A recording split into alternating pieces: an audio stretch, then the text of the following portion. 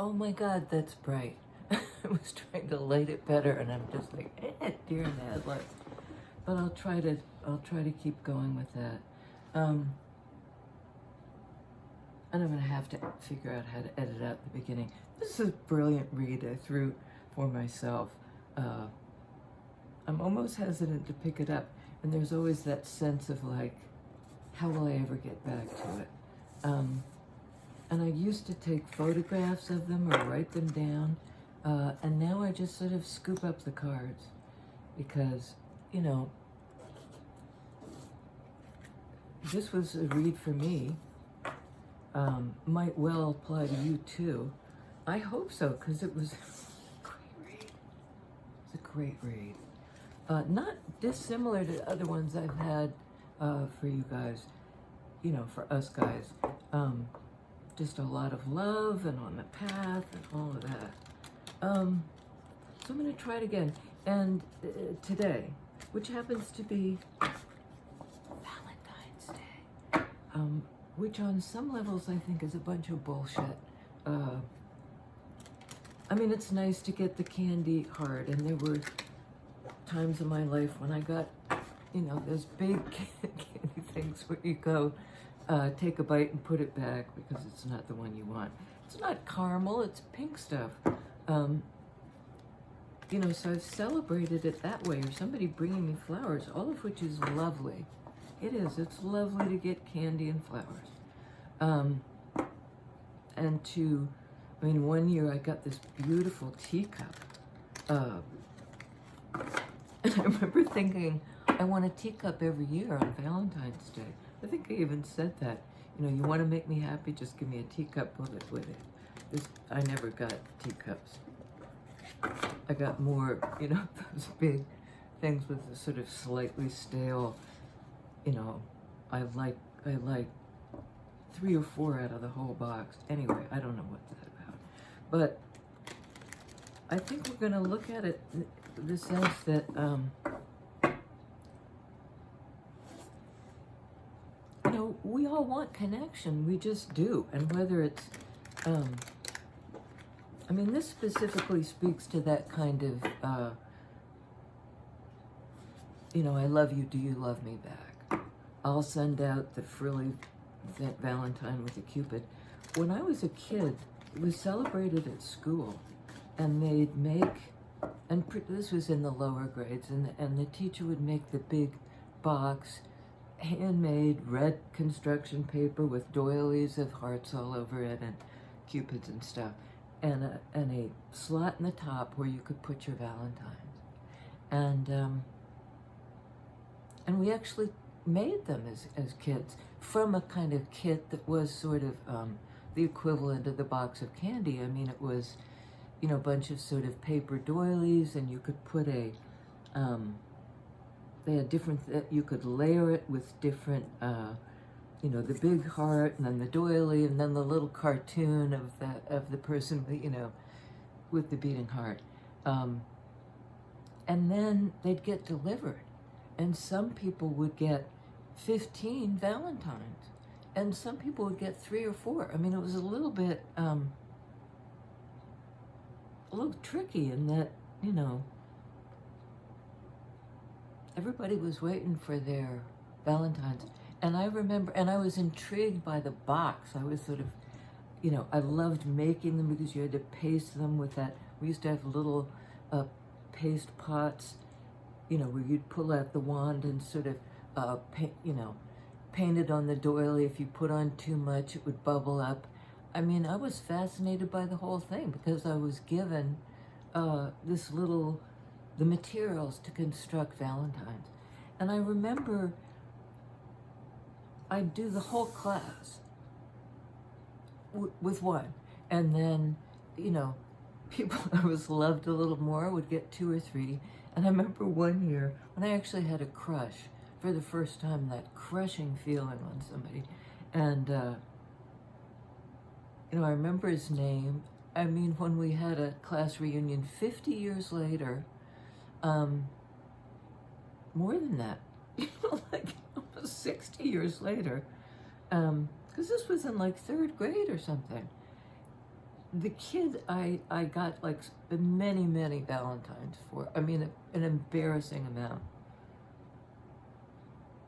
10 or something. Left the next year. You know, and I'd already just sort of like bared my soul with all this flood. I mean, which I've done ever since. Ever since, if I like somebody, I kind of them with Valentine. And I remember this boy that I did that with ended up letting me wear. He had a marvelous brown kind of felt hat, you know, with a brim all the way around, but it wasn't like a fedora. It was very soft, and it fit my head, and he let me wear it. And when we had this reunion, I because we were all emailing back, or, you know, I think it was a group mailing,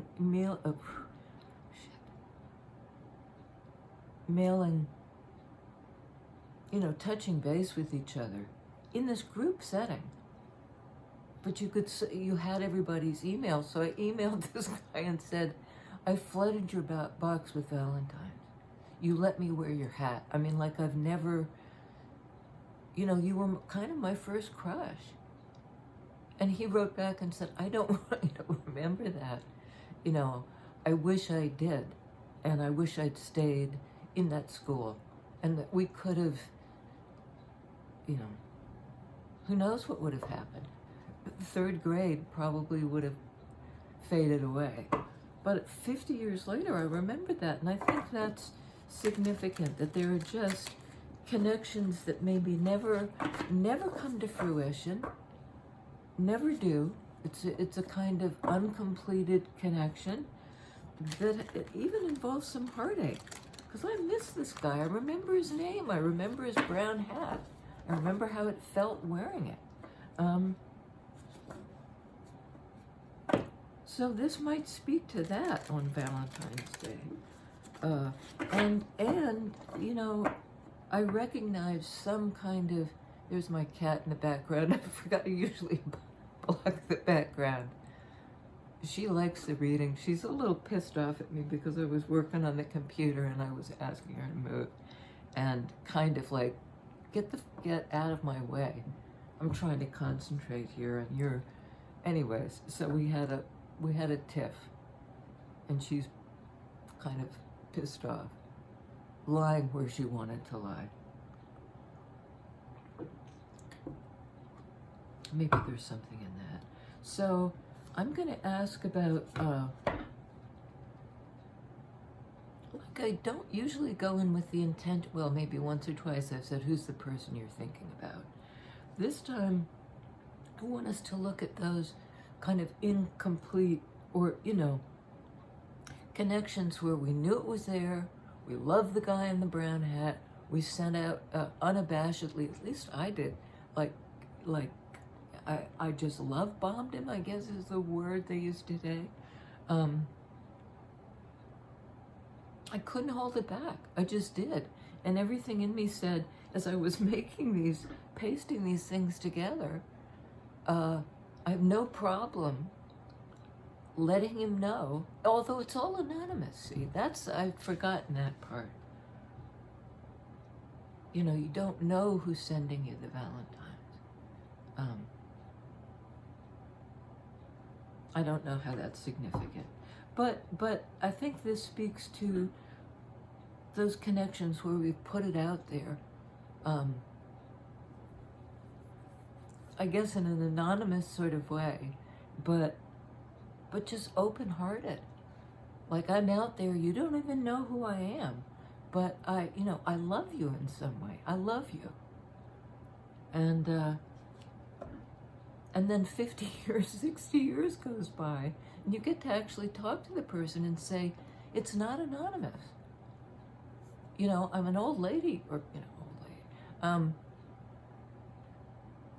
And I'm looking down at what's on my table. I mean, I have 47 things in front of me. I'm one of those people who has a big altar.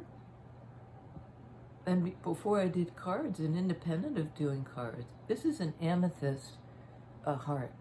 And it's sort of interesting that there it is.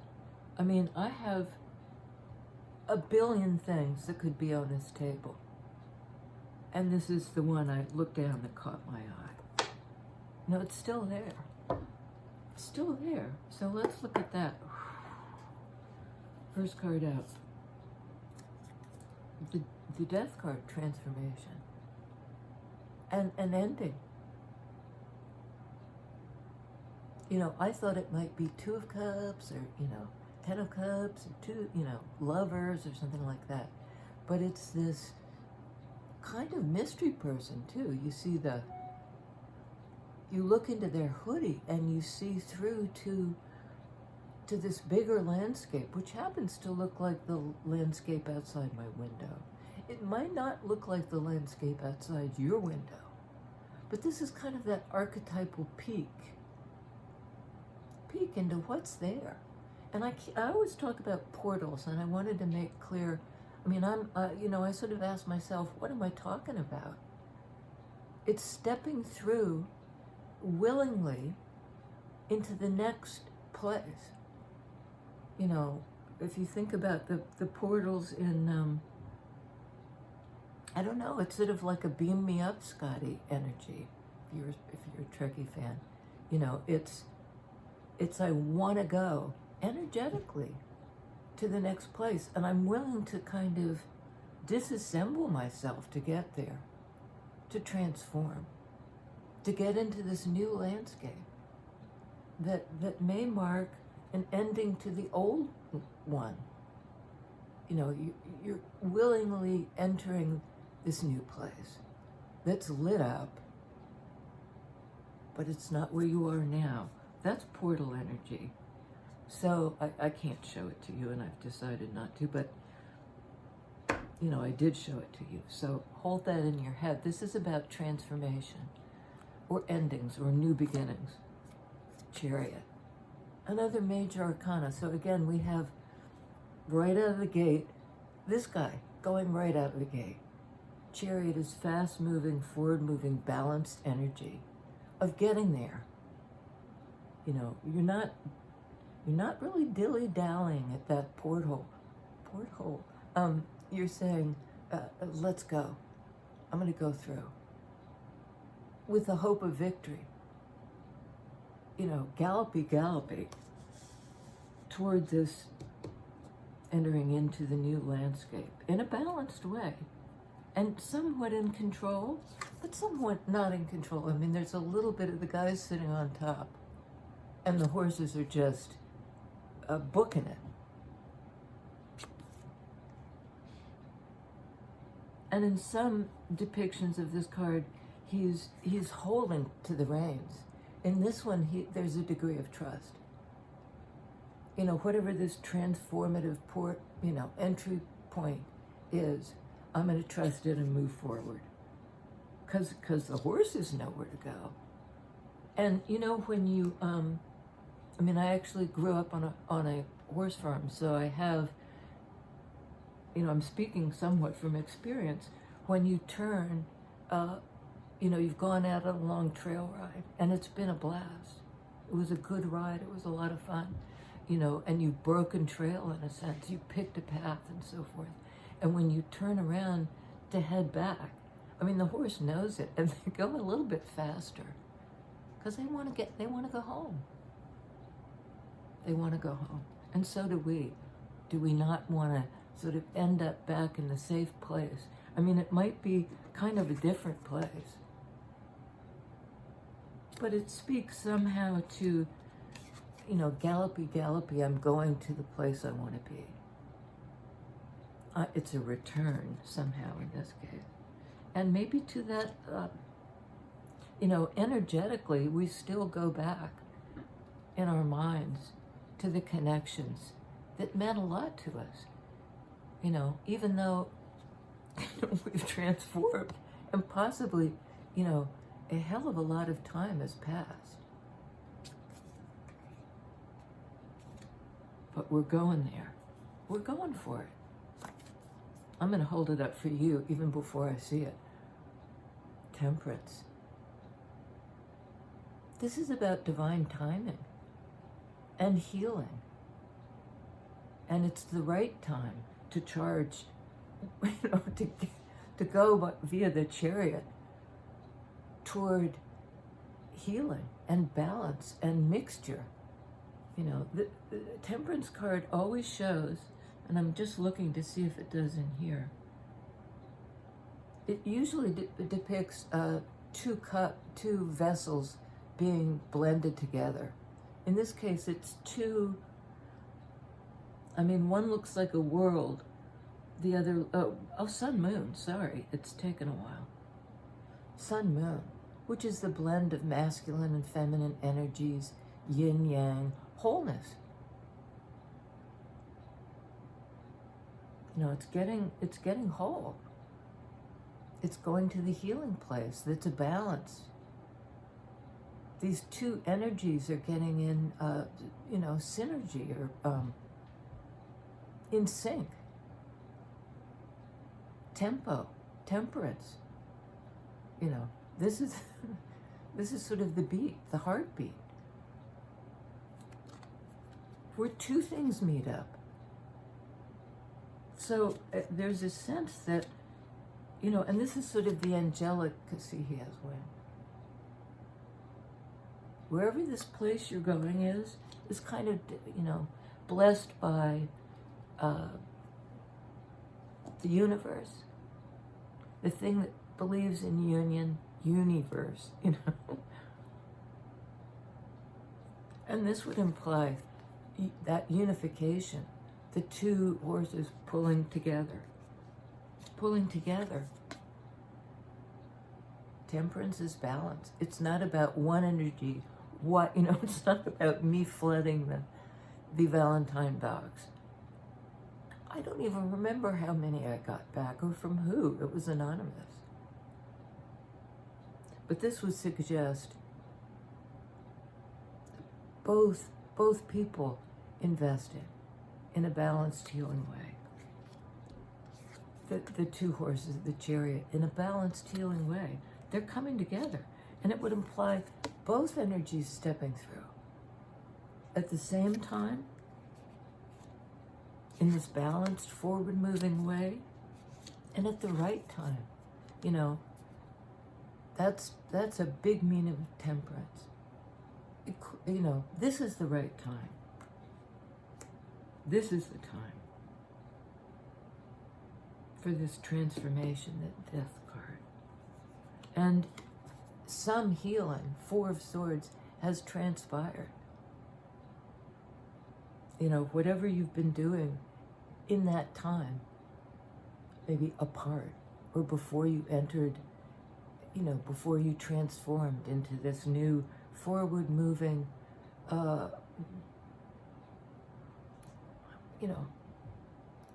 synthesis, all those things that mean coming together, sympathy, synthesis, synergy, whatever the other ones are, entailed a time of healing. This person's in a nest, and they can't come out yet. They're like the egg. There's a heart in there, I think. Yeah, there's a heart inside the nest. So it's a healing of the heart. It's sort of like I put all my Valentines in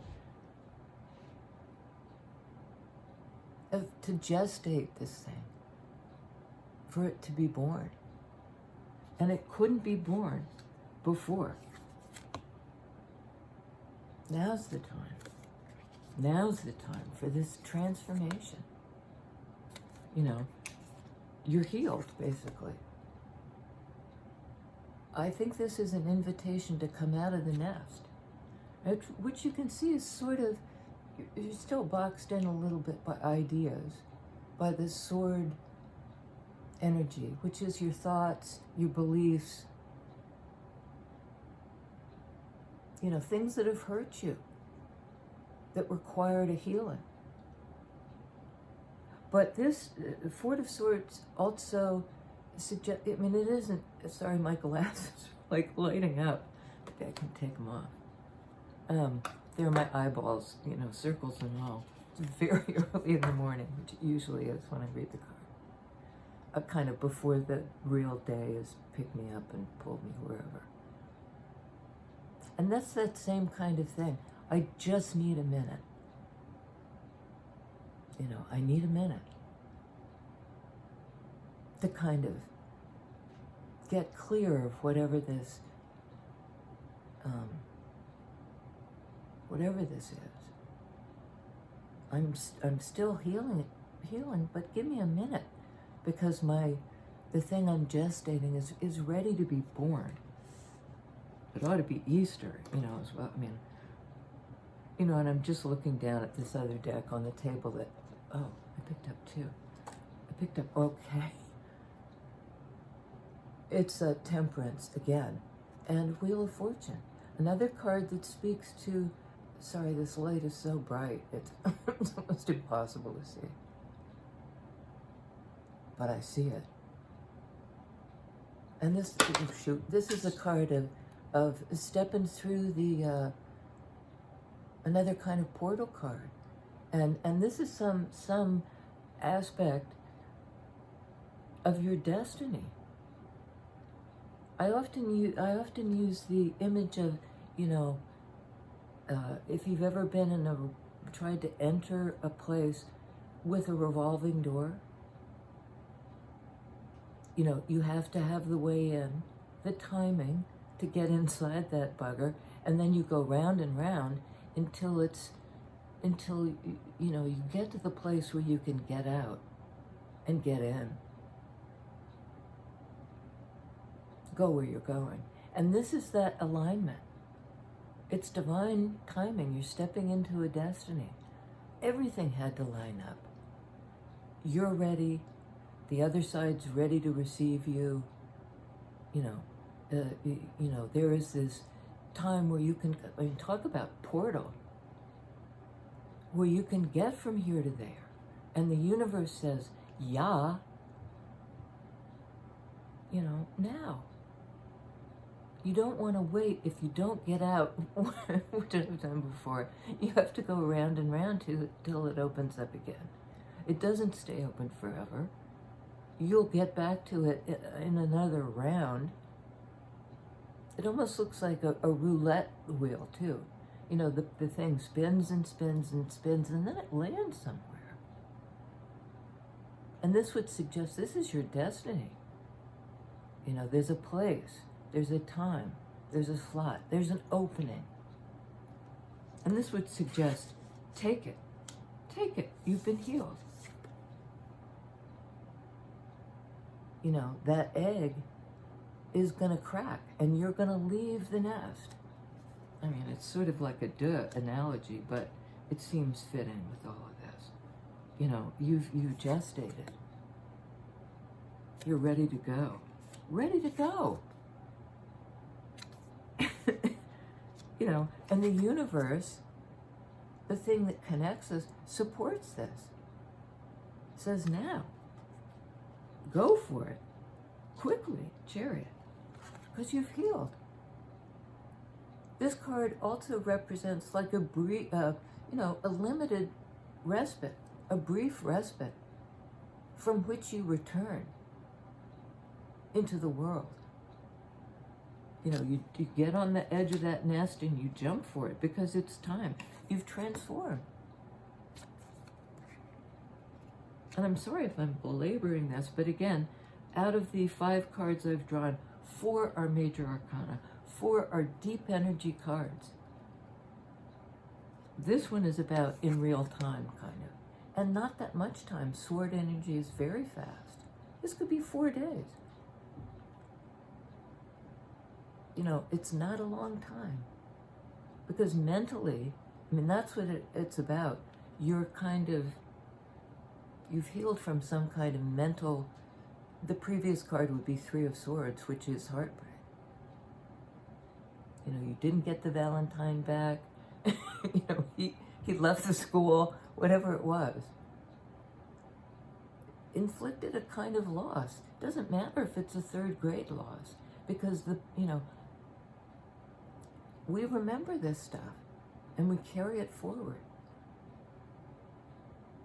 But it's now time to carry it forward. carry it forward.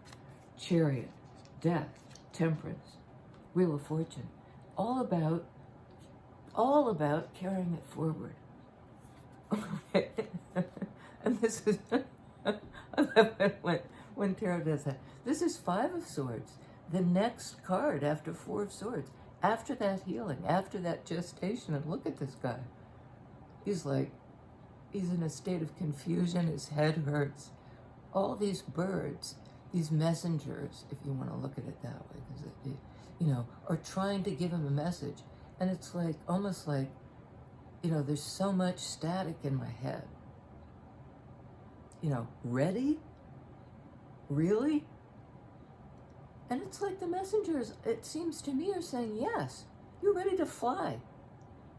We're trying to tell you, join us, little egg.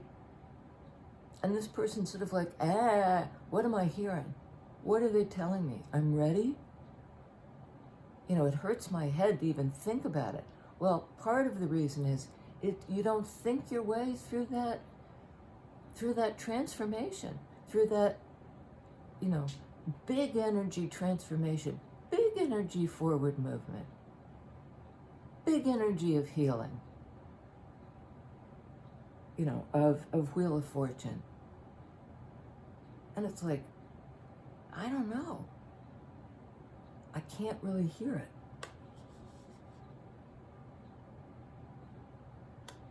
That's in your head. That's with your, that's in your brainy part. That's like, where's the message is coming in, but, it's full of static.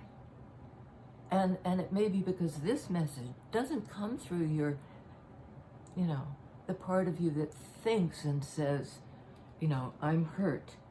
Something hurt me that I'm still healing from. And all of the other major arcana cards, the really hard hitters, say, you're ready. You may not think you are. You may not be able to hear the message through that part of your brain. But on that deep, deep level, you hear it. And you're transforming, maybe as a result of it, or you're hearing it because you've transformed, and you're zooming toward that destiny. It's the right time. And I think I said at one point, the horses want ahead. However they conceive home, they're going fast. And you're sort of in control, but sort of not. You're taking the ride. You want to go there too. You're kind of letting go the reins. The control aspect, which would be that cerebral thing that says, I can think my way through, I can realize how to heal. It's through thinking, trying to heal the heart by healing some mental, somehow it kind of messed with your head, let's put it that way. It messed with your head. Don't let it continue to mess with your head, because everything else says you're moving forward. We haven't seen any heart cards, per se, except this broken heart that you're healing from. And suggested in these cards of synergy, of balance, of, coming into a place and a time where you meet up with somebody. Because this also suggests the accord of the 2 horses.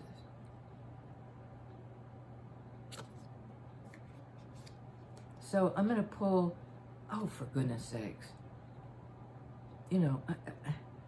I don't think this is a complete mistake here, because it's sort of like I looked down and I saw the little amethyst heart. And I don't know if you can even see them, but the first card I saw was the 2 of Cups. That connectivity. That getting the Valentine from the person you want to get it from. And they're getting it from you. It's a lovey-dovey. But it's not Hallmark card lovey-dovey. too many major arcana on the board for that. But this is a minor arcana. This is a kind of in real life. There we go. Maybe you can see it better there. The two people with that angelic presence over their heads. You know, kind of drinking from each other's cups. It's not anonymous. They're face to face. Second card. That Three of Cups implied in the Four of Cups. You know, healing from heartbreak. I think I mentioned that. But again, it's that sword energy. You're healing some kind of belief or thought or the words you didn't hear. Swords are also communication. Maybe the communication you didn't get that you wanted to. You wanted that, you know, pasted together, doily, you know, goofy Cupid thing. You wanted it. And you thought about it a lot. And it was to do with perhaps no communication. Because this is a card of separation.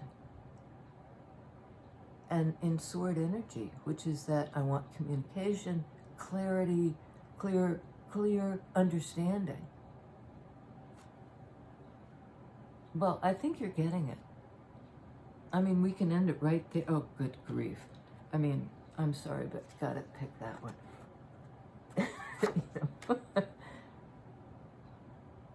You know, there it is, the guy healing. The wounded warrior healing up. And this would suggest you've healed it. You've healed this broken heart. You've healed it. You know, it's time to, how can I do this? It's time to enter back into connection. It's time. You've healed this.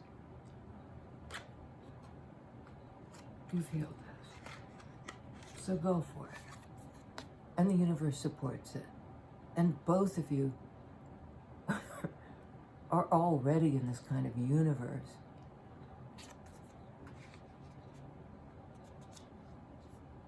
On the deepest level, you're already, you know, you're already there. You're already there. I think I'm gonna leave it there. You guys, I love you, and on Valentine's Day, I hope you get this message from me that says, you know, we may think we're anonymous here. You know, you don't really know me. I probably do know you. I mean, anyways, there's a connection. And there's a meeting place, this union place. You know, I send this out as a Valentine to you guys.